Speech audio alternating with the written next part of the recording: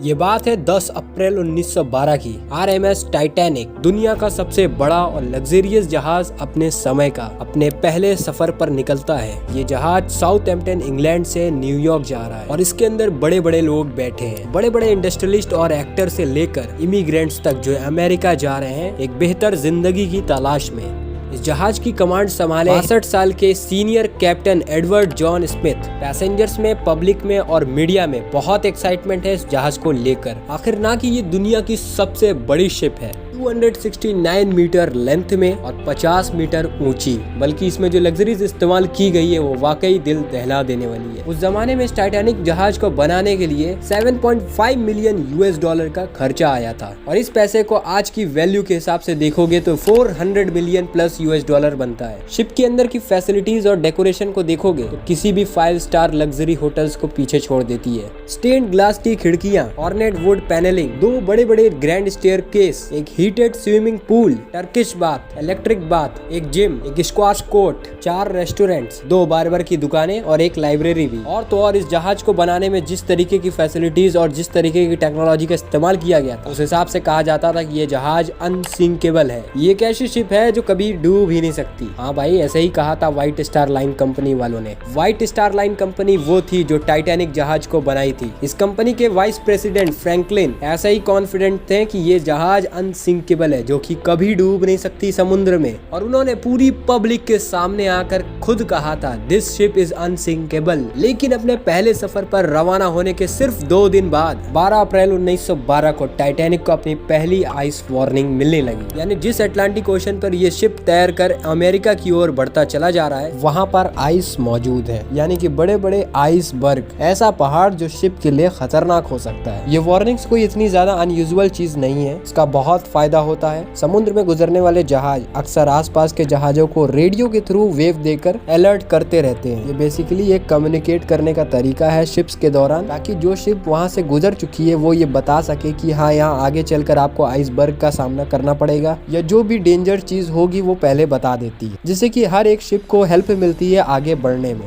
अब इस वार्निंग को मिलने के बाद टाइटैनिक शिप 2 बार अपने रूट को बदलती है। जब उसको वार्निंग सिग्नल्स मिलते हैं तो एक बार वो लेफ्ट लेती है, दोबारा के साइड राइट लेती है। लेकिन इसमें एक प्रॉब्लम है, टाइटैनिक जहाज जो चला रहे थे वो अपनी स्पीड को कम नहीं कर रहे थे। टाइटैनिक की स्पीड 21.5 नॉट्स यानी कि 40 किलोमीटर पर आवर की स्पीड से शिप चल रही थी। 2 दिन बाद 14 अप्रैल 1912 को टाइटैनिक को 2 और आइस वार्निंग्स मिलती है कि आगे खतरा है, संभल कर चलना। कैप्टन स्मिथ और उनके ग्रुप इस वार्निंग को एकदम स्किप कर देते हैं। उनको ऐसा लगता है कि ये कोई बहुत बड़ी चीज नहीं है। वैसे भी टाइटैनिक उनकी अनसिंकेबल जहाज है जो कभी डूब ही नहीं सकती। इस घमंड में उन्होंने ना ही शिप की स्पीड कम करी और ना ही ज्यादा आइसबर्ग पर ध्यान दिए, और इसी को इग्नोर करते हुए कैप्टन स्मिथ लगातार रफ्तार से आगे बढ़ते चले जाते हैं। धीरे धीरे सूरज ढलने लगता है और रात हो जाती है और तापमान धीमे धीमे गिरने लगता है। इस 14 अप्रैल 1912 की रात के बारे में खास बात यह है कि इस रात को चांद बाहर नहीं आया। अब बिना मून के कोई मून लाइट नहीं थी, इस वजह से विजिबिलिटी बहुत कम हो गई थी इस रात में। चारों तरफ अंधेरा ही अंधेरा।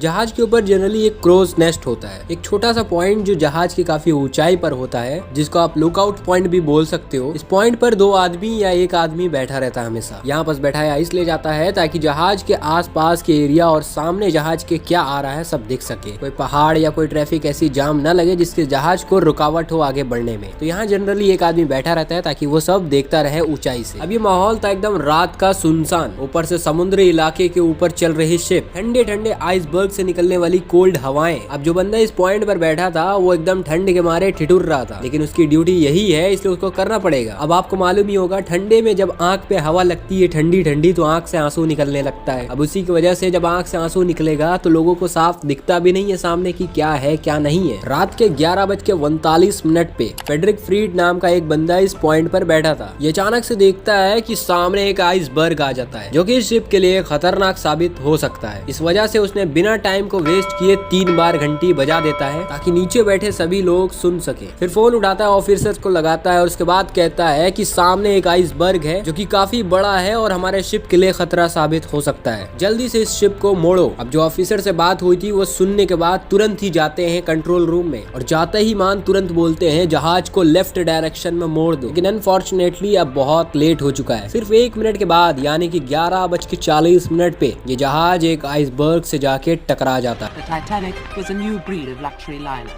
Titanic left port in Southampton, England. Among her passengers were many of the wealthy and influential. The band played the gayest tunes and American ragtime dances. It sank very quickly.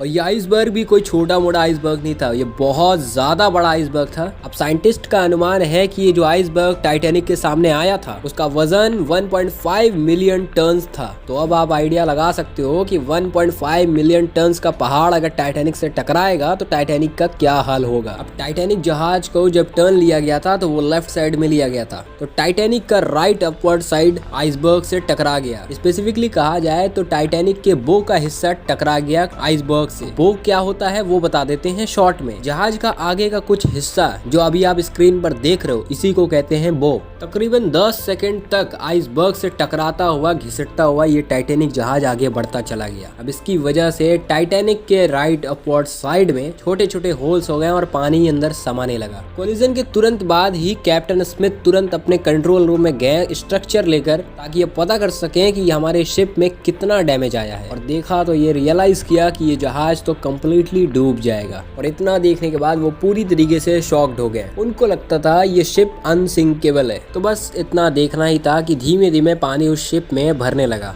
कहा जाता है कि इस शिप में अगर 3 हिस्से में पानी भरता तो ये शिप बची रहती, लेकिन धीमे धीमे ये पानी होल्स बनाते हुए 6 हिस्से को कवर कर लिए जहाज के, जिसकी वजह से टाइटैनिक को अब डूबने से कोई नहीं रोक सकता था। रात के 12 बजे कैप्टन स्मिथ अब डिसीजन लेते हैं कि आसपास के जितने भी शिप्स हैं रेडियो वार्निंग्स करके कॉल करा जाए, कांटेक्ट करने की कोशिश करें ताकि इन सबको बचाया जा सके। अगर कहीं आसपास कोई शिप मौजूद रही तो हमारे सिग्नल्स को पकड़कर वो हो सकता है हमें बचाने आ जाए। बहरहाल दोस्तों बहुत सारी चीजें अपनाई गई टाइटैनिक में बैठे लोगों को बचाने के लिए, लेकिन उनमें से कुछ लोग ही बचकर निकल पाए छोटी बोट्स के जरिए, और बाकी फंसे लोगों की वहां पास मौत हो गई। कभी न डूबने वाला अनसिंकेबल जहाज इस रात को डूब गया।